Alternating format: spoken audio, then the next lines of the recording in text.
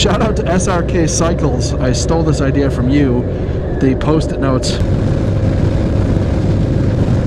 Oh, there goes my notes.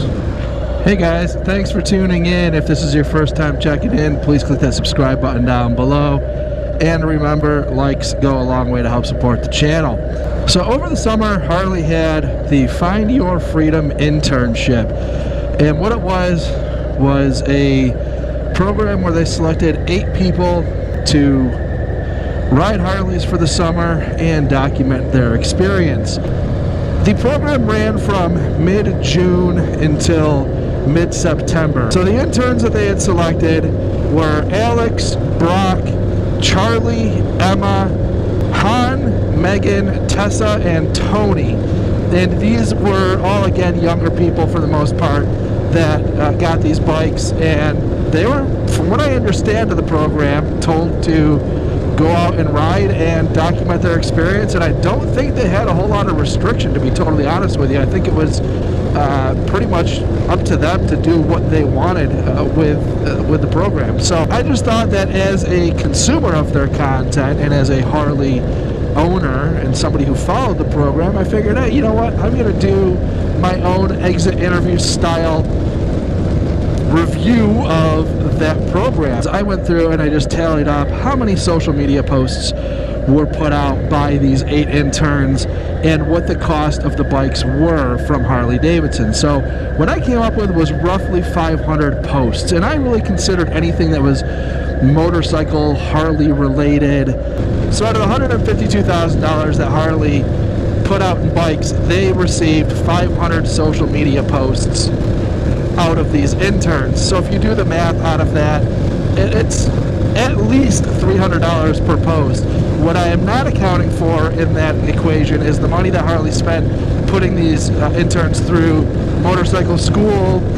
They all had incredible accessories. You know, they had the jacket, the helmet, the gloves, the touring packs, and from what I can tell, they all had probably a couple grand put into the bikes and accessories and stuff like that too. So at very least, Harley spent $300 per social media post. The more staggering number out of it is that they spent about $1,800 a day. If you look at this program, it was, from what I can tell, about a 90-day program. So if you take that money and divide it into what it cost Harley to run this program, it was about $1,800 a day.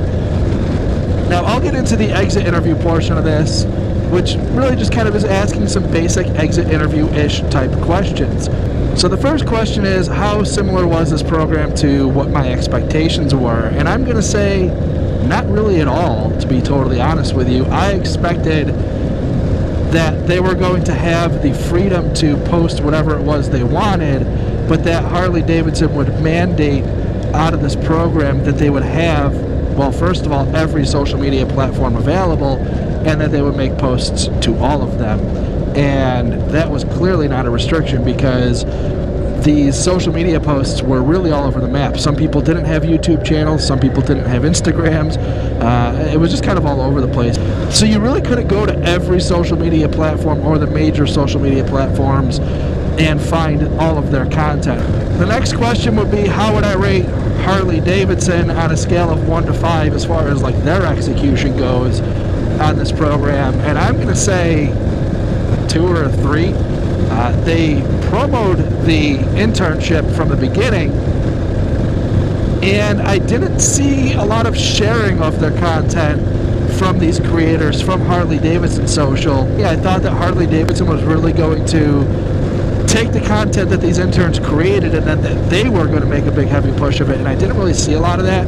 What I did see was some of the stuff like Harley-Davidson's 115th anniversary ride home. I saw some stuff that was promoted, I guess sort of half-assed a little bit from Harley. So I think Harley approached this from an internal standpoint and not from an external standpoint. I think that was maybe a missed opportunity in my opinion. The next question is, how well did the interns convey Harley-Davidson as a brand, and that I'm going to say they did extremely well with. All of the interns that I followed, actually all of them in general, even the ones I didn't really follow closely, that I went back and looked at their posts for the purpose of this video, I think they all did a really good job representing Harley-Davidson. I think that not only were they wearing the gear, which is a part of it clearly, but you know, they were out riding their bikes and they were really embracing the whole motorcycle culture, and they were extending an arm basically into something that they were maybe not super comfortable or confident in. And I think they did a really, really good job representing Harley-Davidson. So kudos to all the interns for that aspect of this Find Your Freedom internship. I think they all did a really, really good job representing Harley-Davidson as a brand. Oh, there goes my notes. And then the last portion of that is, what do I think could be done better out of this internship? And ultimately, what I think could be done better out of that future internship, I think they should explore it again, to be totally honest with you. But I think Harley needs to cultivate that talent a little bit more. They have a big social media department. They have a big social media platform. They have a huge following.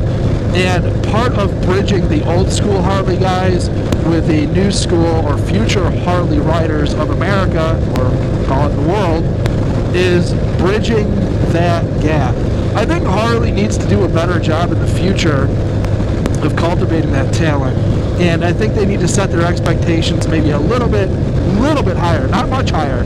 Don't start controlling the content, because as soon as you start controlling the content, it becomes inorganic, it becomes forced, and I don't think that that is something that viewers are going to take very kindly. I was being force-fed Harley nonsense from corporate. So I think set the goals high for what you expect these interns to do. You know, we expect you to be on every social media platform. Maybe even tell them you want to have a post at minimum every week, or a post at minimum every 2 weeks on these platforms. I mean, some of these people didn't really post anything, to the point where I'm actually questioning whether a couple of them didn't even pass the MSF course from the get-go, which is very possible, and so be it. If that's what it is, that's what it is. You know, you might lose a few people out of the process that could have passed the course, and I think that maybe they just, I don't know. I don't think that type of stuff should be hidden. I think if you're going to have a program geared towards bringing newer, younger riders on, that you need to accept everything out of that platform, including if people can't pass the test, they can't pass it, so be it. Not everybody can ride a motorcycle. Not everybody wants to ride a motorcycle. Some of the creators that I think did a really good job with the platform and really kind of ran with it was Brock St. Clair.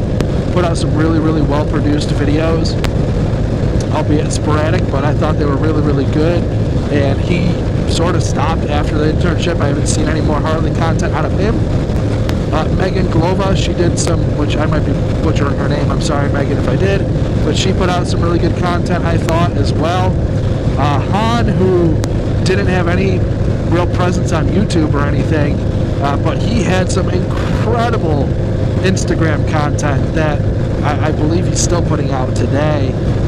His content was really, really good, and I take my hat off to him.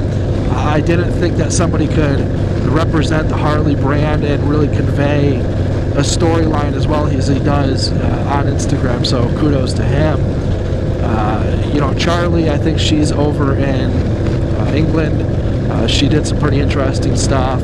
Tessa, I saw she did a lot of really cool stuff as well, and she really embraced it and kind of ran with it. And ultimately, I mean, they all did really well. I'm just kind of naming the ones that I'm sort of cherry picking off of what I watched and what I paid attention to. And I'm on YouTube, so naturally I'm going to gravitate towards YouTube. I personally think YouTube and Twitter are the two best platforms out there. Instagram is right on Twitter's heels. Snapchat, I consider me an old curmudgeon. I don't get it. I'm on it, but I don't use it for anything. And, you know, Facebook, I think, is pretty much as good as toilet paper these days, unless you're trying to share with your grandma your Harley story. So that's what I took out of the program. And I don't think it was a total waste, but I do think that there was some missed opportunities from Harley-Davidson to maybe cultivate that talent and maybe even bring a handful of these interns on full-time, basically as full-time paid influencers, and don't beat around the bush with it. You know, let that be what it is, and let these people continue on their journey, because I think that a handful of them proved that they could be valuable assets to the Harley-Davidson brand. So that's my opinion and my exit interview style review of the Harley-Davidson Find Your Freedom internship. So again, if you like my videos, please click that subscribe button down below, and remember, likes go a long way to help support the channel. See you next time.